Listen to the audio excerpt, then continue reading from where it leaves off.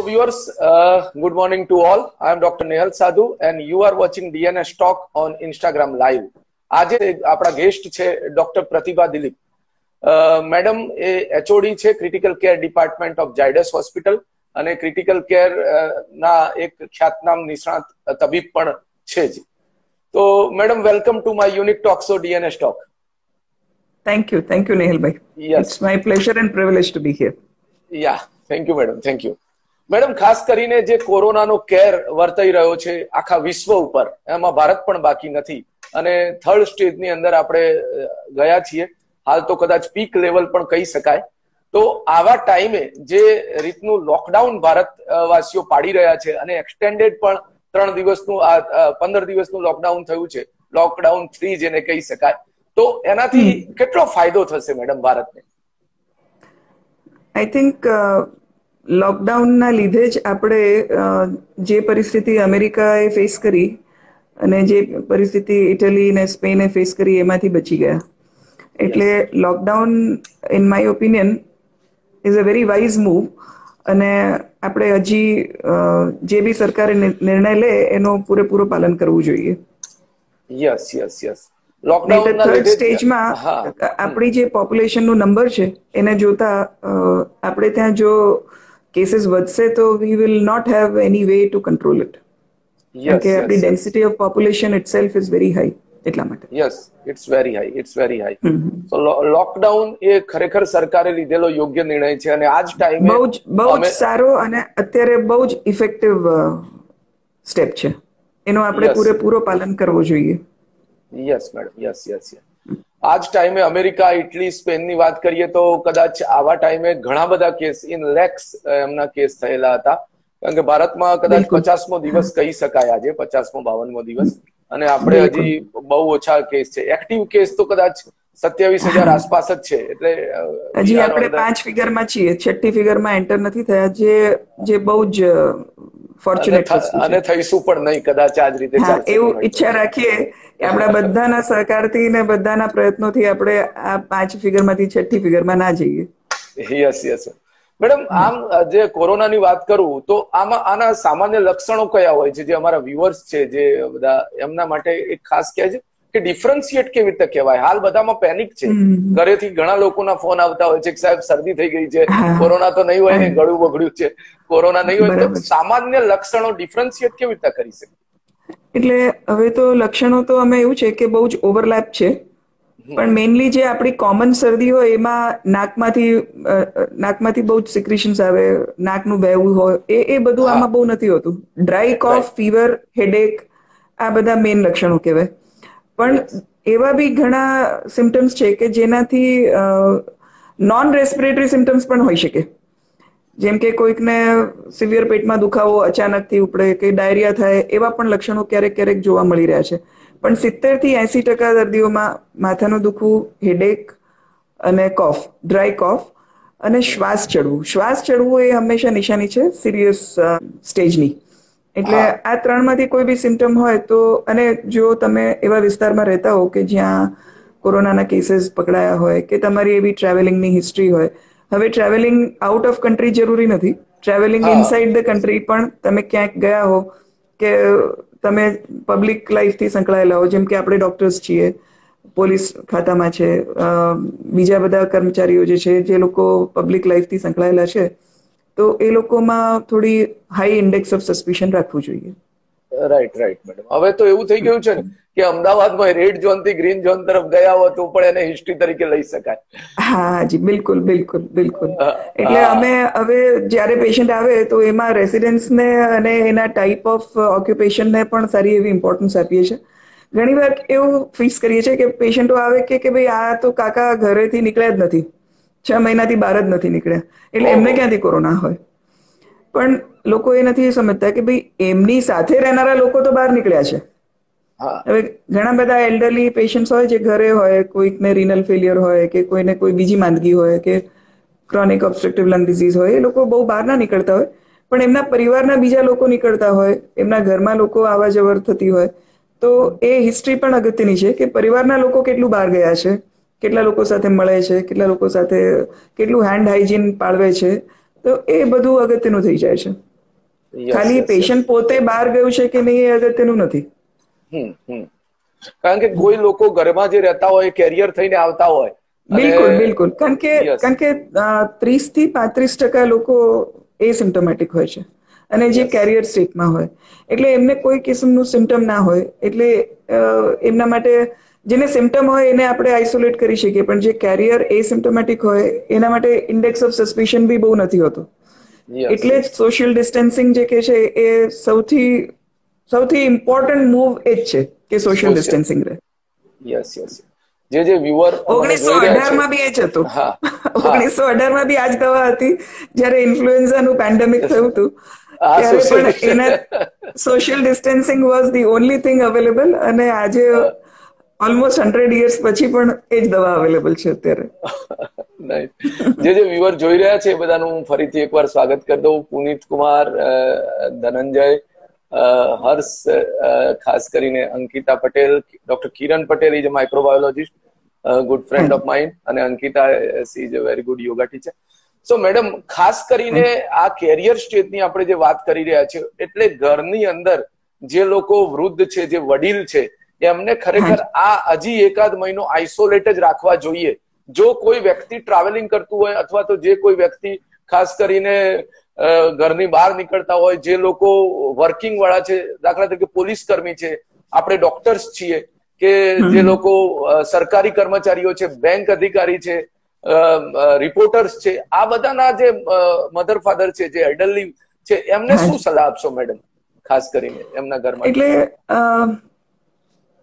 એના માટે મેં વચ્ચે એકવાર ફ્રાન્સના જે વડીલ છે અને વડાપ્રધાન છે ને, એમનું સાંભળ્યું હતું કે કઈ રીતના એમને એડ્રેસ કર્યું હતું. મને બહુ જ ગમ્યું હતું કે અત્યારે તમારા ઘરમાં જેટલા વડીલ છે એ બધાને નોર્મલી એવું હોય કે વડીલ પાસે બધા બચ્ચાઓ જાય, આશીર્વાદ લે, ભેટે, એમની સાથે બેસે, પણ કે હાલના તબક્કે તમારા ઘરમાં વડીલ હોય તો સૌથી સારી વસ્તુ એ છે કે એમના માટે એક જુદો રૂમ તૈયાર કરી દો કે જેમાંથી એ બહુ વધારે પડતા બહાર ના નીકળે, અને તમે ઘરે જાઓ ત્યારે પહેલા હાથ પગ તમારા બરાબર ધોવો, જો સ્નાન કરી શકતા હો તો સ્નાન કરો, કપડાં ચેન્જ કરીને પછી જ એમને મળો. અને બને ત્યાં સુધી તમને કોઈ પણ પ્રકારનું સિમ્ટમ જે કોરોનાને લાગતું હોઈ શકે તો એમનાથી સોશિયલ ડિસ્ટન્સ વધારે પડતું રાખો, કારણ કે વૃદ્ધો માટે આ પર્ટિક્યુલર રોગ બહુ જ ખતરનાક છે અને હાઈએસ્ટ મોર્ટેલિટી એમાં છે. In the range of sometimes more than 30 to 40% mortality પણ જોવા મળી છે. હા મેડમ, જે ખાસ કરીને સિનિયર સિટીઝન છે, 60-65 અપ છે, એમાં મોર્ટાલિટીનો રેશિયો હાઈ છે. મેડમ, ખાસ કરીને જે કોરોના છે એનું ઇન્વેસ્ટિગેશન શું છે, અને જે આરટીપીસીઆર નો ટેસ્ટ આપણે કરી રહ્યા છે એની સ્પેસિફિસિટી કેટલી ગણી શકાય? ઇન્વેસ્ટિગેશનમાં જે ડાયગ્નોસ્ટિક ઇન્વેસ્ટિગેશન છે આરટીપીસીઆર જ છે, અને આરટીપીસીઆર નેઝલ સ્વોબ અથવા તો થ્રોટ સ્વોબમાંથી લેવામાં આવે. The best way is to take both the swabs, nasal અને થ્રોટ બંનેના લઈને એના કમ્બાઇન્ડ સેમ્પલને મોકલવું જોઈએ કે જેનાથી એની પોઝિટિવિટીનો રેટ વધારે મળે. But even then, because sample લેવું itself is slightly tricky, અને એક સેમ્પલની positivity is somewhere around 65 to 70%. એટલે ફોલ્સ નેગેટિવ હોવાની શક્યતાઓ રહેતી હોય છે. એટલે જો બહુ સ્ટ્રોંગ સસ્પિશન હોય તો ઇટ ઇઝ ઇન્ડિકેટેડ કે આપણે સેમ્પલ રિપીટ કરીએ, અને બે સેમ્પલ નેગેટિવ હોઈએ તો 97 to 98% ચાન્સીસ છે કે તમને કોરોના નથી. પણ એમાં બી તમે કયા ટાઈમ પર સેમ્પલ લીધું છે એ બી અગત્યનું છે. સપોઝ ઇન્ક્યુબેશન પીરિયડથી વિધિન 48 hours સેમ્પલ લેવાયું હોય તો ક્યારેક સેમ્પલ નેગેટિવ પણ આવી શકે. The best chances of sample being positive are on 5th day onwards. એટલે 4th કે 5th day પર સેમ્પલ જ્યારે લેવાય, જેમ કે સપોઝ કોઈ કેરિયર છે, કોઈના ઘરમાં કોઈ પોઝિટિવ છે અને યુ વોન્ટ ટુ સ્ક્રીન કે ભાઈ એમના કેર ગિવર્સ જે છે એમને તો નથી થયું ને, તો એમને માટે 4th or 5th day of exposure is the time van there is highest chance કે એ રિપોર્ટ પોઝિટિવ આવે. એટલે ઘણીવાર જો વહેલું કરી લીધું હોય તો બી ફોલ્સ નેગેટિવ આવી શકે, જો સેમ્પલ બરાબર ના લેવાયું હોય તો બી ફોલ્સ નેગેટિવ આવી શકે. ફોલ્સ નેગેટિવની અગત્યતા એટલા માટે છે કે એકવાર નેગેટિવ આવે એટલે પછી કેરનું લેવલ થોડું ઓછું થઈ જાય. આપણને એમ થાય કે ભાઈ હવે મને તો નથી, એટલે ચિંતા કરવાની જરૂર નથી. એટલા માટે ફોલ્સ નેગેટિવને થોડું ધ્યાનપૂર્વક લેવું જોઈએ. મેડમ ખાસ કરીને એક પ્રશ્ન મને વારંવાર થતો હોય છે, બિંગ અ ફિઝિશિયન, અને ખાસ કરીને ઘણા ડોક્ટર્સને પણ આ થતો હોય છે કે આ એકવાર ચેપ લાગે જે કોરોનાનો, એના પછી સપોઝ 35 to 40% આપે કીધું એ પ્રમાણે આપણે બધા જાણીએ છીએ ચિહ્ન દેખાતા જ નથી, પણ જેને ચિહ્ન દેખાવાનું હોય, કોઈ ફીવર આવવાનો હોય, ખાંસી થવાની હોય, તો એ કયા દિવસે થઈ જતી હોય છે ખાસ કરીને? યુઝ્યુઅલી થર્ડ કે ફોર્થ ડે, જે આમ 5 થી 14 દિવસનું એનું ઇન્ક્યુબેશન પીરિયડ ગણાય, એટલે કે 5મા 6ઠા દિવસે સિમ્ટોમેટિક થાય, પણ 3જા કે 4થા દિવસ પર સિમ્ટમ્સ પણ જોવા મળ્યા છે, અને as long as after 15 days પણ સિમ્ટમ્સ જોવા મળ્યા છે. એટલે સેફર સાઈડમાં કહીએ તો 5 થી 14 દિવસ યુઝ્યુઅલી જો કોઈ સિમ્ટમ ના આવે તો ચાન્સીસ આર કે એને નહીં હોય, પ્રોબ્લેમ નહીં થાય. આ 14 ડેઝ નો ક્વોરન્ટાઇન કદાચ એના માટે જ રાખવામાં આવતો હશે કે? આઈ થિંક પહેલા જે 21 દિવસનો રાખ્યો તો એની પાછળનું સાયન્સ આ જ છે કે 21 દિવસ માટે તમે જીવન જે લેટ કેન્ડિડેટ્સ હોય ને એ પણ એમાં ઇન્ક્લુડ થઈ શકે, ઇન્ક્લુડ થઈ શકતા હતા. Right madam. ખાસ કરીને મેડમ ટ્રીટમેન્ટ વિશે હું વાત કરવા માંગુ તો જે એસિમ્પ્ટોમેટિક છે અથવા તો જે ક્લિયર કટ જેને સામાન્ય ચિહ્નો છે, જે 80% વર્ગ આપણે કહ્યો એ પ્રમાણે, તો એમાં ખાસ કરીને ડોક્ટર મિત્રો માટેનો ખાસ ક્વેશ્ચન છે, તો જે સામાન્ય ટ્રીટમેન્ટ કઈ હોય છે મેડમ? આમ ડોક્ટર મિત્રો માટે ખાસ એક વસ્તુ કહીશ કે હું ઘણા ડોક્ટર્સને સાથે સંપર્કમાં આવું છું, ઝાયડસમાં પણ અને ઇવન આઉટસાઇડ પણ, અને એમ બી સોશિયલ મીડિયા પર જે ડોક્ટર્સ મિત્રો છે, તો પહેલું તો ગભરાવાનું નહીં, કારણ કે આપણે યુદ્ધના સ્થળમાં છીએ, બોર્ડર પર છીએ, ધમાકા થશે જ, અને ધમાકાથી ગભરાઈને પાછળ ભાગવાનું નથી. પણ એની સામે આપણી પ્રિકોશન્સ પૂરેપૂરી હોવી જોઈએ. આપણે જે કાળજી રાખવાની છે એ સામાન્ય પબ્લિક કરતા વધુ રાખવાની છે, કારણ કે આપણી પાસે આપણી ઓફિસમાં કોણ મળવા આવશે આપણને ખબર નથી. એની સાથે દર્દી સિવાય જે લોકો એની સાથે આવશે એમાંનું કયો માણસ કેરિયર હશે એ બી આપણને ખબર નથી. અને આપણે બધા મોબાઈલથી એટલા બધા સંકળાયેલા છીએ કે દિવસમાં કમસે કમ 500 વાર આપણે આપણા મોબાઈલને ટચ કરતા હોઈશું, કદાચ એનાથી વધારે બી કરતા હોઈએ. અને એ આપણા માટે સૌથી મોટું સાધન છે ને સૌથી મોટું આપણું કેરિયર ઓફ ઇન્ફેક્શન્સ પણ છે. એટલે આપણા માટે એનું ખાસ ખ્યાલ રાખવાની જરૂર છે, કારણ કે આ પર્ટિક્યુલર ઇન્ફેક્શન જે છે it is not only airborne. Airborne એટલું હોય તો માસ્ક પહેરી લો ચાલી જાય, કે નોટ ઓનલી કોન્ટેક્ટ એટલું હોય તો ગ્લવ્સ પહેરી લો, પણ આ બંનેથી થાય છે. એટલે કોન્ટેક્ટ ટ્રાન્સમિશન અને એરબોર્ન ટ્રાન્સમિશન બંને ટ્રાન્સમિશનથી થતું હોય છે. એટલે તમારે એ વિશેષ ધ્યાન એ રાખવાનું છે કે ભાઈ ગભરાયા વગર સંપૂર્ણ સાવચેતીથી પેશન્ટ જુઓ, કોઈ જ પ્રોબ્લેમ નથી થવાનો. અને સ્લાઇટેસ્ટ ઓફ સિમ્ટમ્સ તમારે report to a person who is looking after this patients, કે ભાઈ ના આ તો કઈ નથી, આ તો સામાન્ય છે, એવું કરીને એને ઇગ્નોર ના કરવું. અને બે પેશન્ટ્સની વચ્ચે હેન્ડ હાઇજીન 100% મેન્ટેન કરવાનું, કે ભાઈ આપણે બે પેશન્ટ જોયા એના વચ્ચે આપણે હાથ સાફ કરવાનું. બને ત્યાં સુધી સ્ટેથોસ્કોપ બી જો આપ વાપરતા હો તો એને બી આલ્કોહોલથી ક્લીન કરવું વચ્ચે પેશન્ટ્સની વચ્ચે, અથવા તો જ્યાં જરૂર ના હોય તો ત્યાં સ્ટેથોસ્કોપનો પણ પ્રયોગ ના કરીએ એ વધારે હિતાવહ છે. સાચી વાત છે મેડમ. ખાસ કરીને જે તમે સમજાવ્યું એ પ્રમાણે ઓપીડી જે ડોક્ટર્સને જોવાની છે અથવા તો જે હવે શરૂ કરી રહ્યા છે, એમને ઓપીડી દરમિયાન કેટલી કેર લેવી જોઈએ મેડમ? એમને મિનિમમ શું રિક્વાયરમેન્ટ છે?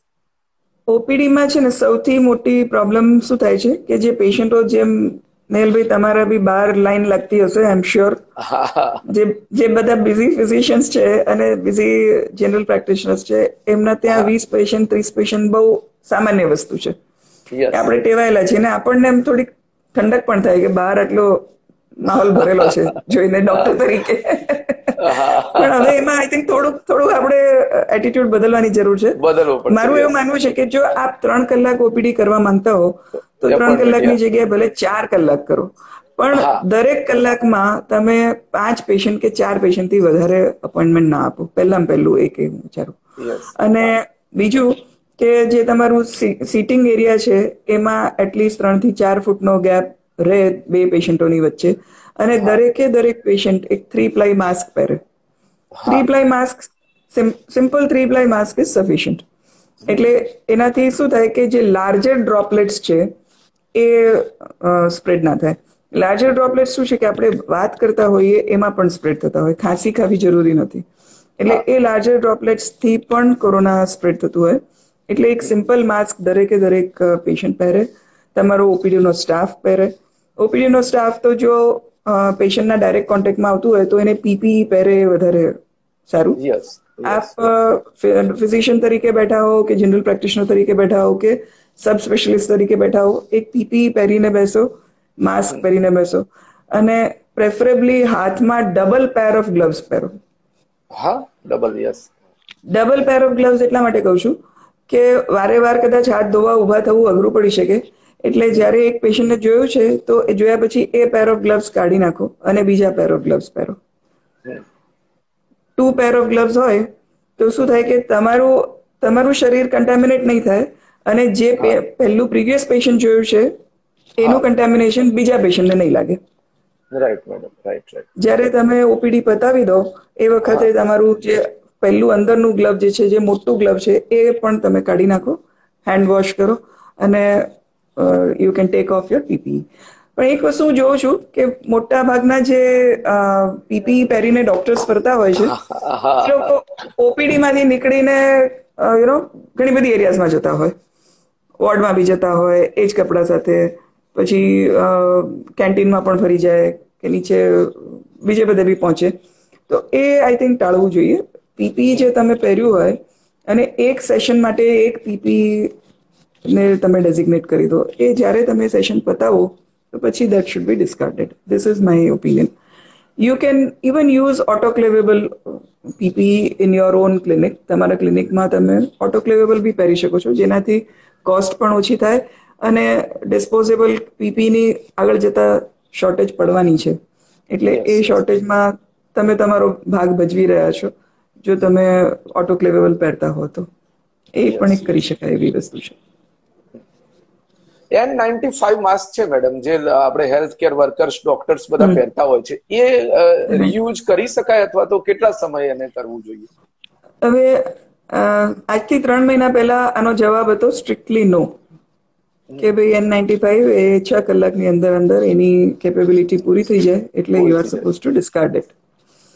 પણ જે રીતે અમેરિકા જેવા દેશને પણ શોર્ટેજ આવી રહી છે કે લોકો પાસે પીપીઈ નથી અને એને બનાવવાની જે શું કહેવાય સ્પીડ છે એના કરતા એને યુઝ કરવાની સ્પીડ ઇઝ મચ ફાસ્ટર. એટલે આપણે રીયુઝ કરવા જ પડશે. અને રીયુઝ કરવા માટે એમ્સે એક ગાઈડલાઈન બહાર પાડી છે આપણા કન્ટ્રીમાં કે 5 દિવસ માટે તમે યુઝ કરી શકો છો.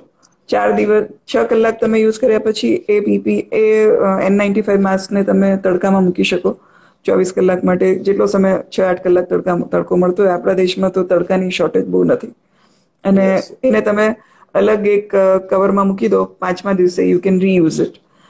પણ જે અમેરિકાએ જે CDCનું જે ગાઈડલાઈન આપી છે એમાં 3 દિવસનો જ ઉપયોગ કર્યો છે કે you can use it for 3 times. I think 3 days 5 days એ ઇન્ડિવિજ્યુઅલ ચોઇસ છે. આમાં કંઈ બહુ સાયન્સ મને લાગતું નથી કે કોઈએ કંઈ ટેસ્ટિંગ્સ કર્યા નથી. વોટ આઈ ફીલ ઇઝ કે if it is it should not be damp and it should not be wet. By the time it gets damp, I think any efficacy ochi thai jay che, even on the single day. એટલે if that is the case and if you are lucky to have good sunlight for 2-3 days, you can use it. એવું મને personally એવું લાગે છે. But there is no way of scientifically proving it કે whether it is still protecting you or not. એટલે preferably હું એવું કહું છું કે જેમ અમે લોકો છીએ, we are dealing with intensive care patients. I do not recommend કે we reuse it. કારણ કે external surface of the mask જે છે એ કન્ટામિનેટ થાય છે તમે જ્યારે જાઓ છો ત્યારે. બરાબર. અને આપણે બધા જ જ્યારે માસ્ક પહેરીએ તો થોડીક વારમાં કંટાળીએ અને નાક પર હાથ અડાડીએ, ઊંચો નીચું કરીએ, બરાબર, અને આપણા ફિંગર્સ, આપણા હાથ એમાં કન્ટામિનેટ થાય. પછી then you leave it there only. અને દેટ પછી એ હાથથી આપણે ગ્લાસ પકડીએ, ફોન પકડીએ, પેન પકડીએ તો વી આર સ્પ્રેડિંગ ઇટ. એટલે પર્સનલી આઈ ફીલ કે if you are an intensive care specialist dealing with active covid patients તો તમારું જેમ પીપીઈ તમે ત્યાં ડિસ્કાર્ડ કરો છો ત્યાંનું ત્યાં જ તમારે આ પણ ડિસ્કાર્ડ કરી દેવું જોઈએ. સિમિલરલી તમે જો કોવિડની ઓપીડી જોતા હો કોવિડ ઓપીડી જ્યાં જોતા હો, જેમ કે જે હોસ્પિટલ્સને અલાઉ કર્યું છે ત્યાં કોવિડ ઓપીડી જોતા હો, તો ત્યાં પણ તમારું N95 એના એ જ દિવસે તમારે ડિસ્કાર્ડ કરી દેવું જોઈએ. But if you are seeing low risk patients અને કે જ્યાં તમારે બહુ ક્લોઝ કોન્ટેક્ટ નથી, જનરલ ઓપીડીમાં તમે છો કે જ્યાં 10 પેશન્ટ 15 પેશન્ટમાંથી કદાચ એકાદ પેશન્ટ સસ્પેક્ટેડ હોઈ શકે, તો એવામાં you can continue to use it for 3 days or 4 days at the max. અને એમાં તમે કવર્સ બનાવીને નંબરિંગ કરી શકો 1 2 3 4 ની. પહેલા દિવસે જે વાપર્યું છે એને તમે પાછું ચોથા દિવસે વાપરી શકો, એવું તમે કરી શકો. પણ એક વસ્તુ ખાસ ધ્યાન રાખવી કે જ્યારે તમે માસ્ક પહેર્યું હોય તો બને ત્યાં સુધી માસ્કની એક્સટર્નલ સરફેસને ટચ ન કરવી. આપણે જે ટેવ છે આમ નીચું કરીને અહીંયા ગળા પર રાખી દઈએ અને પછી નાક ખંજવાળીએ, મોઢું ખંજવાળીએ, પાણી પીએ, પછી પાછું અપ કરી દઈએ, એ અવોઇડ કરીએ. અને જો કરવું જ પડે એવું હોય તો એના પછી હેન્ડ હાઇજીન કરીએ. માસ્ક નીચો કર્યો હોય તો એના પછી સ્ટેરિલિયમ કે કોઈ બી આલ્કોહોલ રબથી એટલીસ્ટ 20 સેકન્ડ માટે હાથને ક્લીન કરીએ અને પછી જ આગળ વધીએ. એવું એક રેકમેન્ડેશન છે. મેડમ, ખાસ કરીને આની બહુ સ્ટડી થઈ હતી. Corona no doubt newer virus છે, બધા માટે, રિસર્ચ માટે પણ નવો જ છે. પણ તેમ છતાં જે વાયરસની જે લાક્ષણિકતાઓ હોય છે એ પ્રમાણે આ સમર કેટલો આપણને હેલ્પફુલ થવાનો છે, ખાસ કરીને જે 40 ડિગ્રી પ્લસ ટેમ્પરેચર જઈ રહ્યું છે. આઈ વિશ કે આપણને મદદ કરે, કંઈક તો આપણને સમરનો ફાયદો થાય. પણ આ વિશફુલ થિંકિંગ છે. ખરેખર આપણને મદદ થશે કે કેમ, only time will tell. But I think summer has helped us, એવું મને લાગે છે. Summer has helped us. Madam, એક વસ્તુ હું પણ વિચારું છું એઝ એ ફિઝિશિયનને, એક કે સમરની અંદર જે સ્ટડી આવ્યો તો અમેરિકાનો ને કંઈક ક્યાંક સાંભળ્યું હતું, ક્યાંક વાંચ્યું હતું કે ભાઈ 40 ડિગ્રી ઉપર આની હાફ લાઈફ 1 મિનિટ થઈ જતી હોય છે. એટલે જે સરફેસીસ છે, જે જ્યાં સીધી સનલાઇટ પડે છે અથવા તો જ્યાં ગરમી વધારે છે, એ સરફેસીસ કદાચ ક્લીન થઈ જવાની, એટલું કહી શકીએ આપણે. I think that is again a wishful thinking only. કારણ કે હવે તમે જુઓ તો બધા જ ઇન્સ્ટિટ્યૂટ્સ છે, મોટા ઇન્સ્ટિટ્યૂટ્સ જે છે કે હોસ્પિટલ્સ જે છે એ બધા સેન્ટ્રલી એર કન્ડિશન છે. એટલે બહારનો ટેમ્પરેચર આપણે અમેરિકાની જેમ રેગ્યુલેટેડ ટેમ્પરેચરમાં રહેવાના ટેવાઈ ગયા છીએ. સિમિલરલી આપણી ગાડી છે તો એ બી એર કન્ડિશન્ડ છે. Air conditioning, central air conditioning can be a risky thing actually in such this thing. એટલે તડકો આપણને ખાસ બહુ જોવા મળતો નથી. એટલે તડકો આપણને એઝ હેલ્થ કેર વર્કર કેટલું મદદ કરશે, we do not know. Common public માટે yes, it can be of help. Yes. અને એક મારે વાત ડોક્ટર ભાવિન દલાલ સાથે થતી હતી અઠવાડિયા પહેલા ત્યાં US થી. તો ભાવિનભાઈએ સરસ કીધેલું કે ઇન વિટ્રો સ્ટડી થતા હોય છે ને બધા, અને ઇન વિવોમાં ખબર નથી આપણે. પેલા 27 ડિગ્રી વાળી મેડમ એક વાત આવેલી કે 27 ડિગ્રી થી વધારે કોરોના નહીં જીવી શકે. એટલે આપણે માર્ચ મહિનાથી રાહ જોતા હતા કે ભાઈ આને હવે તો મે આવી ગયો છે. પહેલી વાર આપણે સમરની એટલી રાહ જોઈ રહ્યા છીએ. ફર્સ્ટ ટાઈમ એવું છે કે Indians are waiting for summer. Absolutely. અને કેવું છું, મેંગો સિવાય this is one another big good thing about summer. Yes. Madam, ખાસ કરીને બીજું એક ડોક્ટર્સ માટેનો આ ક્વેશ્ચન છે, ફરીથી જે લોકો વેઇટ કરી રહ્યા છે કે વેક્સિન વિશે હજી બધું વેઇટિંગમાં છે, પણ વેક્સિનનું આપનું શું કહેવું છે કે વેક્સિન ક્યાં સુધી આવી જાય એવું લાગે છે? જો એવું છે કે આજે જ હું વાંચતી હતી, તમારું ઇન્ટરવ્યુ મારે આપવાનું હતું ને, એટલે હું આઈ વોઝ રીડિંગ અબાઉટ 1918 નો ઇન્ફ્લુએન્ઝા છે ને એના વિશે વાંચતી હતી.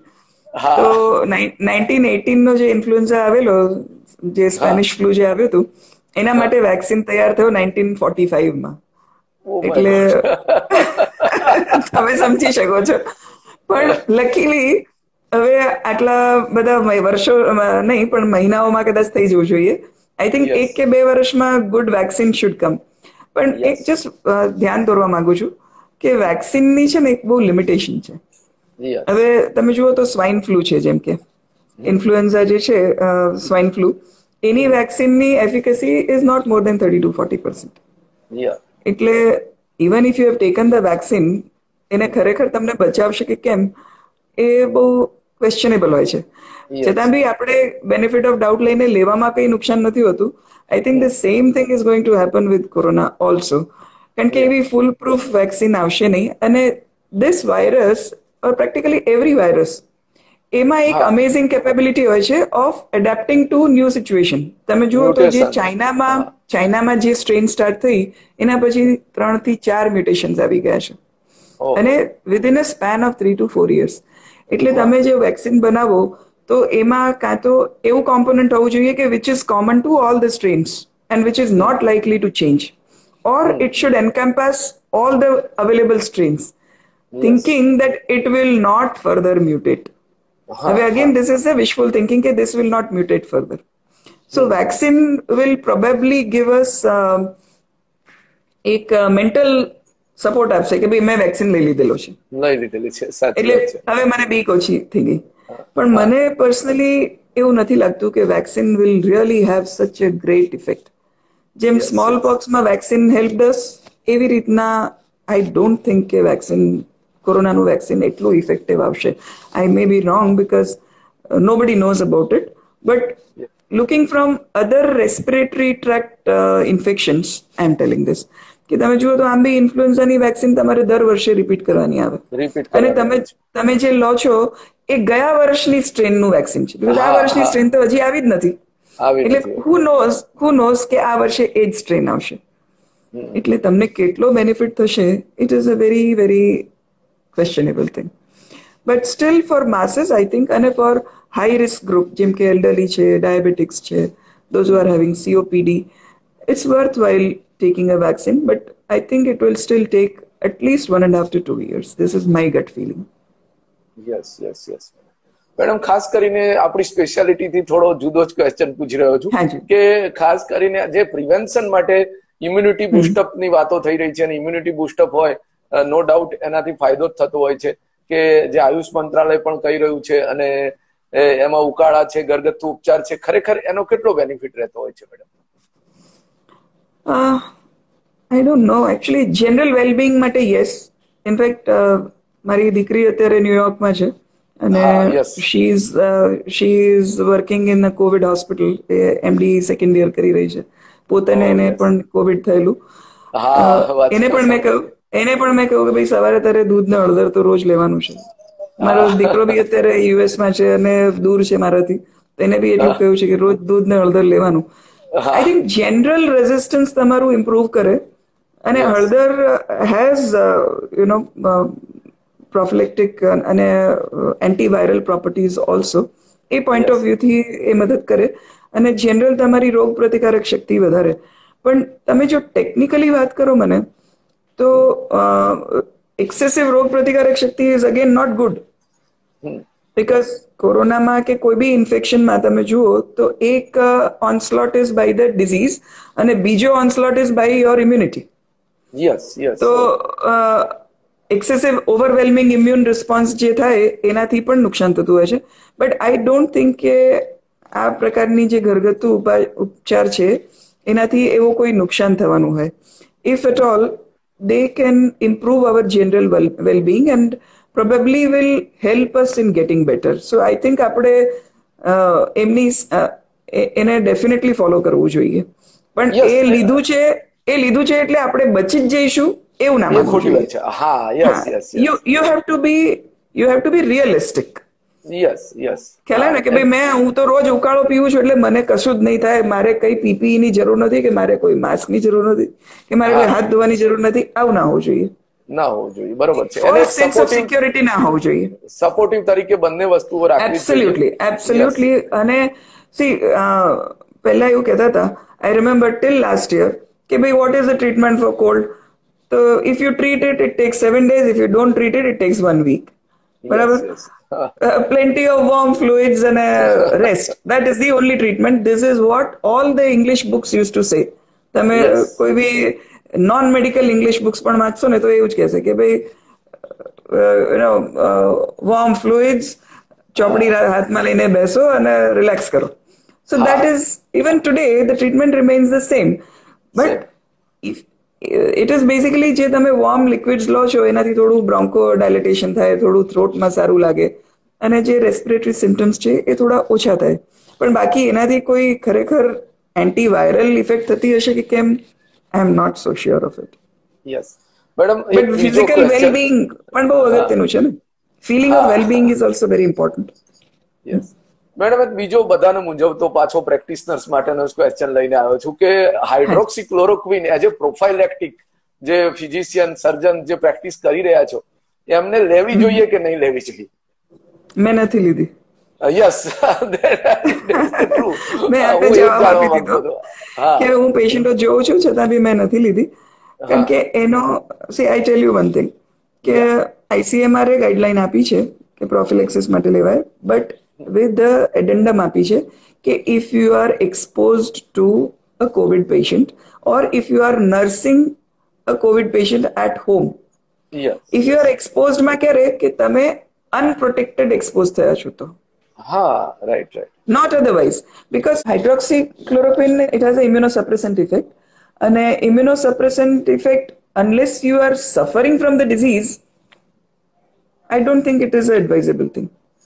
અને ઇનિશિયલ જે એન્થુઝિયાઝમ હતું હાઇડ્રોક્સીક્લોરોક્વિન માટે એ સારું એવું ઓછું થયું છે અત્યારે.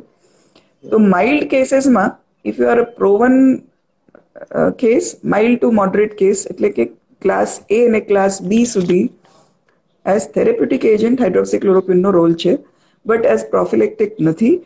એના જે 2-3 પ્રોબ્લેમ્સ જે છે એ સ્પેશિયલી આપણે ડોક્ટર્સે ધ્યાન રાખવા જોઈએ, બીકોઝ આપણે જે ઘણા બધા પ્રેક્ટિશનર્સ છે દે must be 50+, those who are going to see these patients, અને અમુકને કોઈ કાર્ડિયાક ઇશ્યુ પણ હોઈ શકે.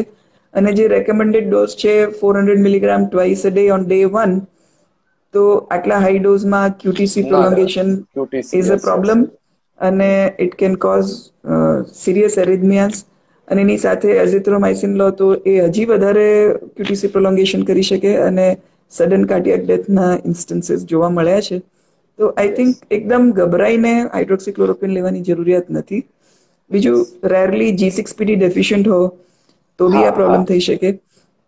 એટલે અમે શું કર્યું છે, અમે અમારા જેટલા બી સ્ટાફ છે કે those who are going to C Covid or Covid like illness, કારણ કે અમે અત્યારે ઝાયડસ અમારું કોવિડ માટે અપ્રુવડ નથી, પણ કોવિડ લાઇક ઇલનેસીસ બહુ જ આવે છે અને એ બધામાંથી કોવિડ ડિટેક્ટ પણ થાય છે.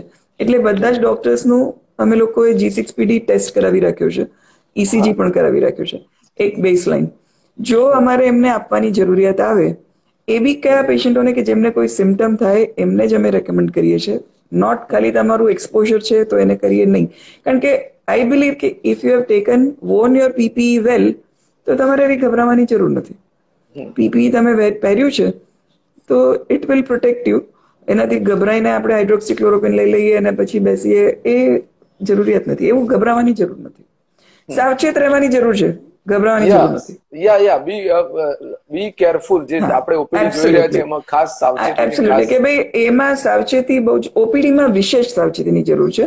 હું તમને કહું કે ઇન્ડોર પેશન્ટમાં જેમ મારે ICUમાં પેશન્ટ જોવાનું છે તો હું ફૂલ પ્રિકોશન લઈશ, પણ OPDમાં એવી જગ્યા છે ને કે જ્યાં તમે કે ના ચાલશે, કોણ વારે વાર હાથ ધોવે, કોણ પહેરે, એ વસ્તુ ના થવી જોઈએ.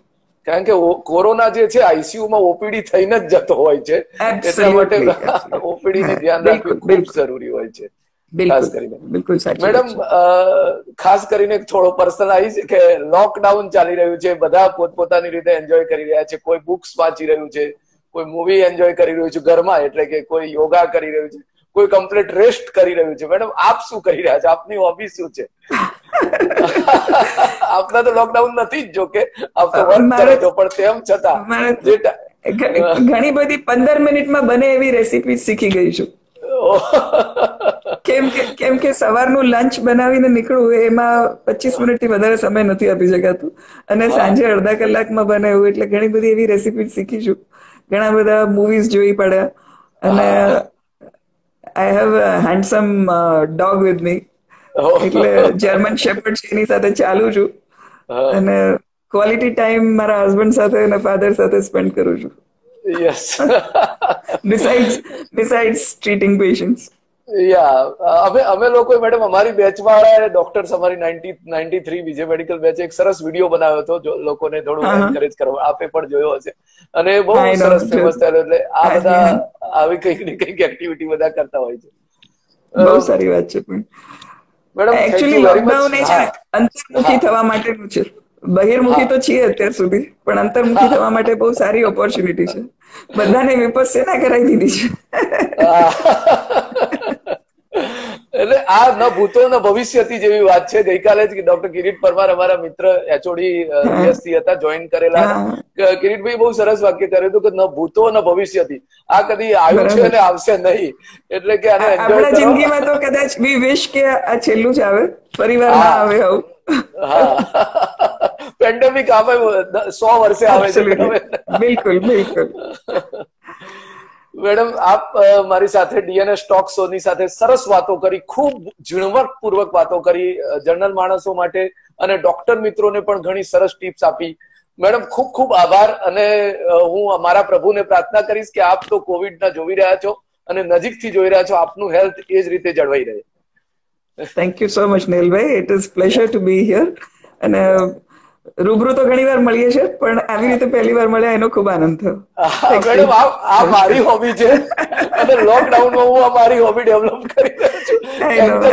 Anchoring is my passion. મારા માટે આ ઇન્સ્ટાગ્રામ નો પહેલો અનુભવ છે અને મેં ડોક્ટર ચિંતનનો પણ આમાં ખૂબ ખૂબ સહકાર મને મળ્યો છે. બિચારા સાથે લઈને બેઠા છે.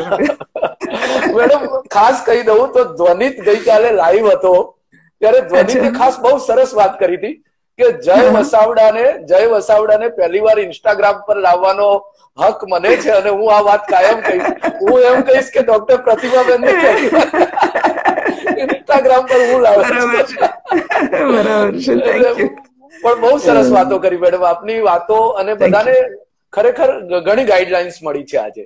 Thank you. Thank you very much.